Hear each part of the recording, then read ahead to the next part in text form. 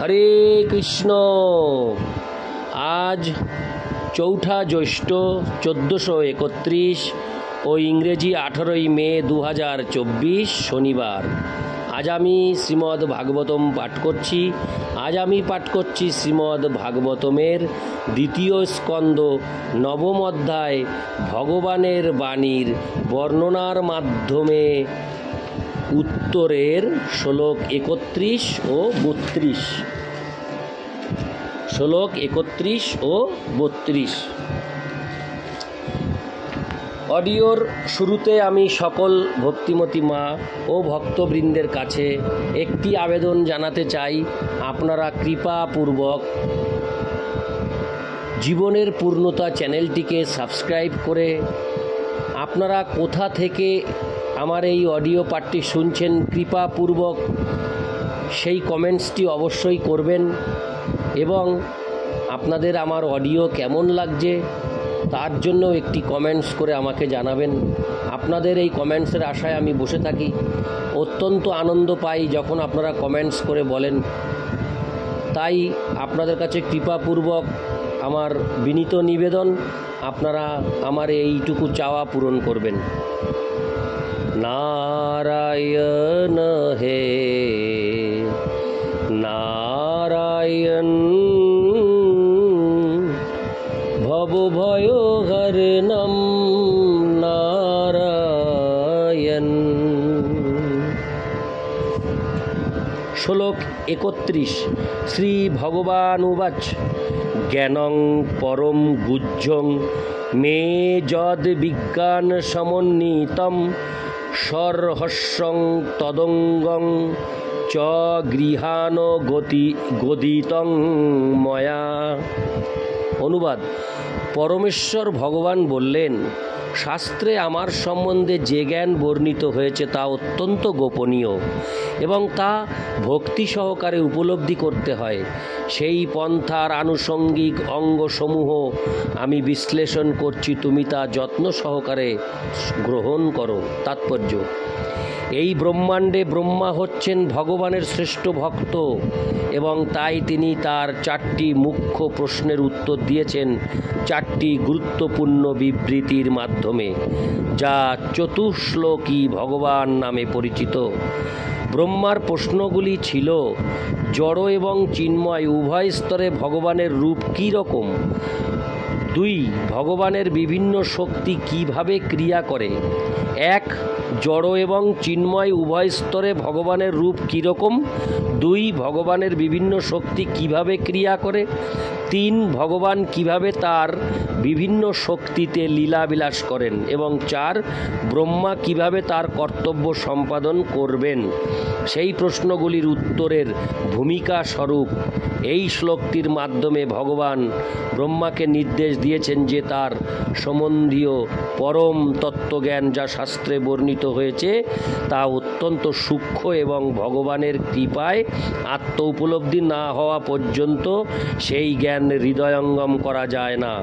ভগবান ব্রহ্মাকে বলেছেন যে তিনি যেভাবে সেগুলি বিশ্লেষণ করেছেন তা যেন তিনি যত্ন সহকারে গ্রহণ করেন।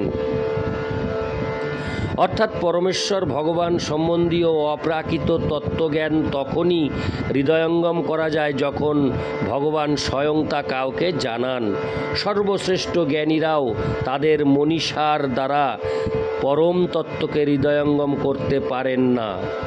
মনোধর্মী জ্ঞানীরা বড় জোর নির্বিশেষ ব্রহ্ম উপলব্ধি করতে পারেন, কিন্তু প্রকৃতপক্ষে পরম তত্ত্ব সম্বন্ধীয় পূর্ণ জ্ঞান নির্বিশেষ ব্রহ্মজ্ঞানের অতীত, তাই তাকে বলা হয় গুহ্যতম জ্ঞান। বহু মুক্ত আত্মাদের মধ্যে কদাচিৎ 2-1 জন পরমেশ্বর ভগবানকে জানার যোগ্যতা অর্জন করতে পারেন। শ্রীমদ্ ভগবদ্ গীতায় ভগবান নিজেও বলেছেন যে হাজার হাজার মানুষের মধ্যে কদাচিৎ একজন সিদ্ধি লাভের প্রচেষ্টা করে এবং বহু সিদ্ধ জীবের মধ্যে কদাচিৎ একজন তাকে যথাযথভাবে জানতে পারে। তাই পরমেশ্বর ভগবান সম্বন্ধীয় জ্ঞান ভগবত ভক্তির মাধ্যমেই কেবল লাভ করা সম্ভব। রহস্যম শব্দটির অর্থ হচ্ছে ভক্তি। শ্রীকৃষ্ণ অর্জুনকে শ্রীমদ্ ভগবদ্ গীতা উপদেশ দিয়েছিলেন, কেননা অর্জুন ছিলেন তার ভক্ত এবং সখা। এই যোগ্যতা ব্যতীত কেউই শ্রীমদ্ ভগবদ্ গীতার রহস্য উন্মোচন করতে পারে না। তাই ভগবানের ভক্ত হয়ে ভগবানের প্রতি প্রেমময়ী সেবা সম্পাদন না করলে কেউই পরমেশ্বর ভগবানকে জানতে পারে না। এই রহস্য হচ্ছে ভগবত প্রেম। পরমেশ্বর ভগবানের রহস্য জানার এটি হচ্ছে প্রধান যোগ্যতা। আর ভগবত প্রেমের অপ্রাকৃত স্তর লাভ করতে হলে অবশ্যই ভগবত ভক্তির বিধি অনুসরণ করতে হবে। এই বিধিকে বলা হয় বিধি ভক্তি, এবং নবীন ভক্ত তার বর্তমান ইন্দ্রিয় সমূহের দ্বারা এই বিধি ভক্তির অনুশীলন করতে পারেন। এই বিধি প্রধানত ভগবানের মহিমা শ্রবণ এবং কীর্তনের ভিত্তিতে প্রতিষ্ঠিত। ভগবত ভক্তের সঙ্গেই কেবল এই প্রকার শ্রবণ এবং কীর্তন সম্ভব। ভগবত ভক্তিতে সিদ্ধি লাভের জন্য শ্রী চৈতন্য মহাপ্রভু তাই 5টি প্রধান বিধির নির্দেশ দিয়ে গেছেন। তার প্রথমটি হচ্ছে ভগবত ভক্তের সঙ্গ, দ্বিতীয়টি হচ্ছে ভগবানের মহিমা কীর্তন, তৃতীয় শুদ্ধ ভক্তের শ্রীমুখে শ্রীমদ্ ভাগবত শ্রবণ, চতুর্থ ভগবানের সঙ্গে সম্পর্কিত পবিত্র স্থানে বাস, এবং পঞ্চমটি হচ্ছে ভক্তি সহকারে ভগবানের শ্রী বিগ্রহের আরাধনা করা। এই প্রকার বিধিবিধানগুলি ভগবত ভক্তির অঙ্গ। সুতরাং ব্রহ্মার অনুরোধ অনুসারে পরমেশ্বর ভগবান তার 4টি প্রশ্নের উত্তর পূর্ণরূপে বিশ্লেষণ করবেন এবং সেই প্রশ্নগুলির আনুষঙ্গিক প্রশ্নগুলিরও উত্তর দেবেন। ইতি শ্লোক 31। শ্লোক 32। যাবানোহং যথা ভাব যদ্রূপ গুণকর্ম তথৈব তত্ত্ববিজ্ঞানমস্তু তে মদনুগ্রহাৎ। শ্লোক 32। অনুবাদ: আমার সব কিছু যথা আমার নিত্যরূপ এবং আমার চিন্ময় অস্তিত্ব, বর্ণ, গুণাবলী এবং কার্যকলাপ আমার অহৈতুকী কৃপার প্রভাবে বাস্তব উপলব্ধির মাধ্যমে তোমার অন্তরে প্রকাশিত হোক। তাৎপর্য: পরমতত্ত্ব পরমেশ্বর ভগবানের দুর্গেয় জ্ঞান হৃদয়ঙ্গম করার রহস্য হচ্ছে ভগবানের অহৈতুকী কৃপা। জড় জগতেও বহু পুত্রের পিতা তার নিজের রহস্য তার প্রিয় পুত্রের কাছে কেবল উদ্ঘাটন করে থাকে। যাকে সে যোগ্য পুত্র বলে মনে করে তার কাছেই সে তার গোপন তত্ত্ব প্রকাশ করে। সমাজে গুরুত্বপূর্ণ ব্যক্তিকে জানা যায় কেবল তার কৃপার মাধ্যমেই। তেমনি ভগবানকে জানার ব্যাপারেও অবশ্যই ভগবানের অত্যন্ত প্রিয় পাত্র হতে হয়।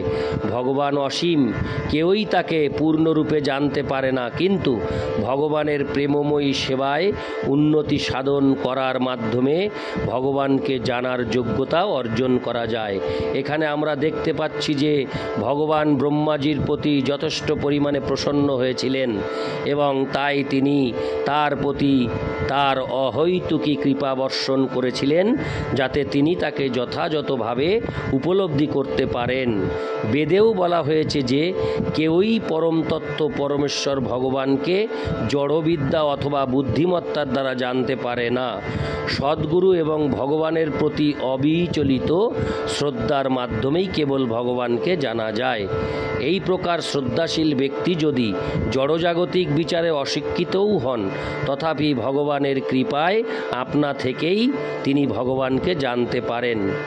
ভগবদ গীতাতেও বলা হয়েছে যে ভগবান সকলের কাছে নিজেকে প্রকাশ করেন না এবং যারা অবিশ্বাসী তাদের কাছে তিনি তার যোগমায়ার দ্বারা নিজেকে আবৃত করে রাখেন। যারা শ্রদ্ধাশীল তাদের কাছে ভগবান তার রূপ, গুণ এবং লীলা প্রকাশ করেন। নির্বিশেষবাদীরা যে ভগবানকে নিরাকার বলে মনে করে তা সত্য নয়, তবে রূপ সম্বন্ধে আমাদের যে অভিজ্ঞতা রয়েছে তা থেকে তার রূপ ভিন্ন। ভগবান তার শুদ্ধ ভক্তের কাছে তার রূপ প্রকাশ করেন, এমনকি তার মাপ পর্যন্ত, এবং এটি হচ্ছে জাবান শব্দের অর্থ, যা শ্রীমদ্ ভাগবতের মহান তত্ত্ববিদ শ্রীল জীব গোস্বামী বিশ্লেষণ করে গেছেন। ভগবান তার অস্তিত্বের অপ্রাকৃত তত্ত্ব প্রকট করেন। জড় জল্পনা কল্পনাকারীরা ভগবানের রূপ সম্বন্ধে নানা রকম জড় ধারণা পোষণ করে। শাস্ত্রে বলা হয়েছে যে ভগবানের কোনো জড় রূপ নেই, তাই যারা অজ্ঞ তারা স্থির করে ভগবান নিশ্চয়ই নিরাকার। তারা জড় রূপ এবং চিন্ময় রূপের পার্থক্য নিরূপণ করতে পারে না। তাদের মতে জড় রূপ না থাকার অর্থ হলো নিরাকার। এই ধারণাটিও জড়, কেননা নিরাকারের ধারণা আকারের ধারণারই বিপরীত। জড় ধারণার নিবৃত্তি কখনো চিন্ময় তত্ত্বকে প্রকাশ করতে পারে না। ব্রহ্মসংহিতায় বলা হয়েছে যে ভগবানের চিন্ময় রূপ হয়েছে, হরে কৃষ্ণ, ব্রহ্মসংহিতায় বলা হয়েছে যে ভগবানের চিন্ময় রূপ রয়েছে এবং তিনি তার যে কোনো ইন্দ্রিয়ের দ্বারা অন্য ইন্দ্রিয়ের কার্য সম্পাদন করতে পারেন। যেমন তিনি তার চক্ষুর দ্বারা আহার করতে পারেন এবং তার পায়ের দ্বারা দর্শন করতে পারেন। জড় রূপে কেউ চক্ষুর দ্বারা আহার করতে পারে না অথবা পায়ের দ্বারা দর্শন করতে পারে না। সেটি জড়দেহ এবং সচ্চিদানন্দময় চিন্ময় দেহের পার্থক্য। চিন্ময় দেহ নিরাকার নয়, এটি একটি সম্পূর্ণ ভিন্ন ধরনের দেহ, যে সম্বন্ধে আমাদের বর্তমান ইন্দ্রিয়ের সাহায্যে আমরা কোনো রকম ধারণাই করতে পারি না।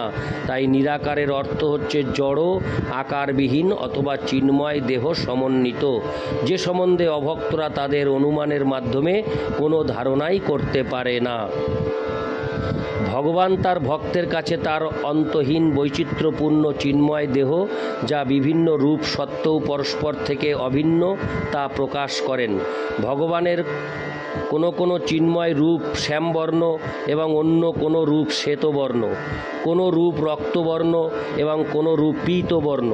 তার কোনো রূপ চতুর্ভুজ এবং কোনো রূপ দ্বিভুজ, কোনো রূপ মৎস্যের মতো এবং কোনো রূপ সিংহের মতো। ভগবানের এই সমস্ত চিন্ময় দেহ ভগবান তার অহৈতুকী কৃপার প্রভাবে তার ভক্তের কাছে প্রকাশ করেন, এবং তাই নির্বিশেষবাদীদের ভগবানের নিরাকার হওয়ার অসৎ বিচার ভক্তিমার্গে অনুন্নত ভক্তের কাছেও কোনো রকম আবেদন সৃষ্টি করে না। ভগবানের অন্তহীন চিন্ময় গুণাবলী রয়েছে এবং তাদের একটি হচ্ছে তার ঐকান্তিক ভক্তের প্রতি তার বাৎসল্য।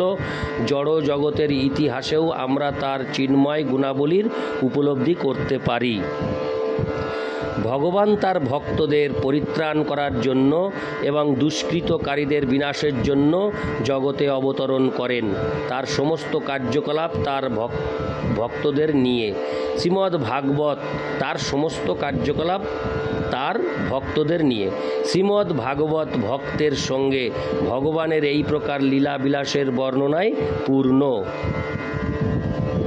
শ্রীমদ্ ভাগবত ভক্তের সঙ্গে ভগবানের এই প্রকার লীলাবিলাসের বর্ণনায় পূর্ণ এবং অভক্তদের সেই সমস্ত লীলাবিলাসের কোনো ধারণাই নেই।